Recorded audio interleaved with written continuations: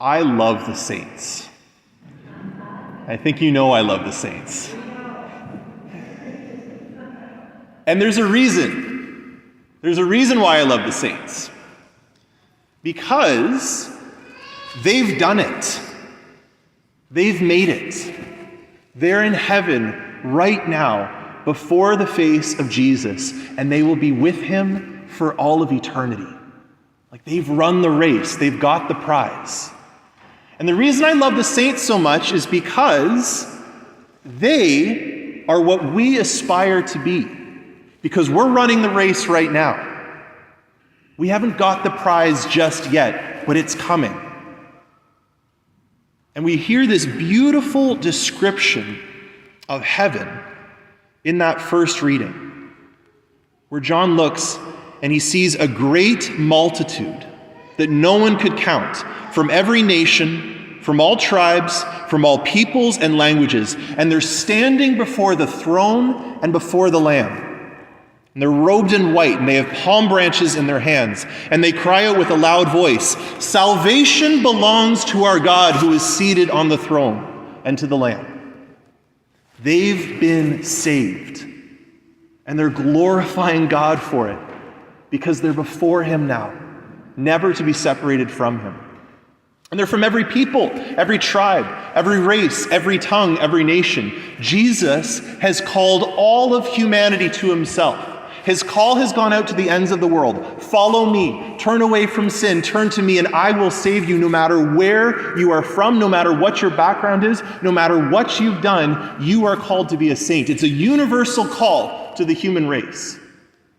And you see that universality in the saints in heaven. You have saints that were poor beggars, and you have saints that were literally kings and queens of nations.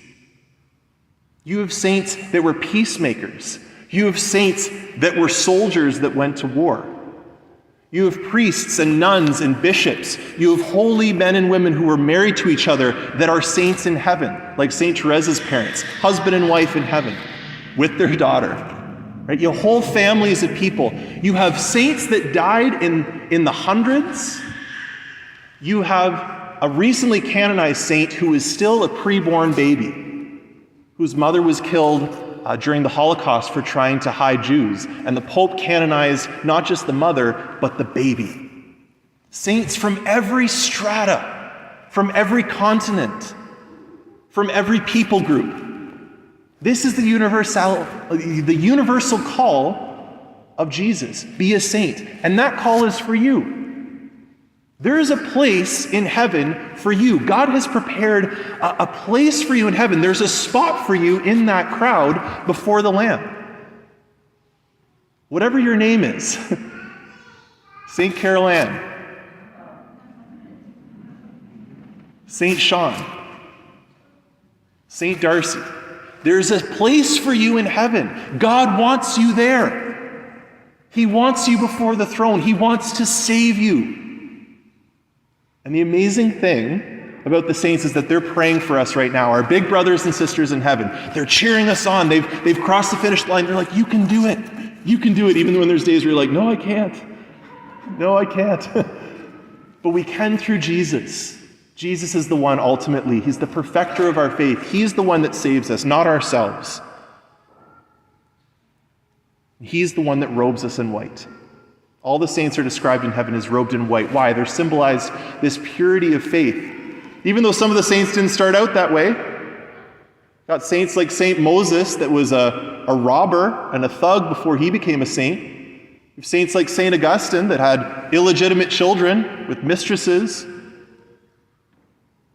But they're in heaven now. Why? They allowed God to wash them, to give them a robe of white. So don't despair. Never despair of the mercy of God. He has the power to do it. All we have to do is turn to him in faith. And so today, as we celebrate this Mass, Jesus, the King of Heaven, is going to come onto this altar. And with all of the saints, we're going to worship him together. Let's get ready for heaven. Let's get ready for heaven now by worshiping the Lamb on the throne, by joining in with that great chorus of praise, because we're going to be praising God in heaven for all of eternity as saints. We might as well get used to it now, right? So let's really enter into the worship today and allow God to make us into the saints that he wants us to be.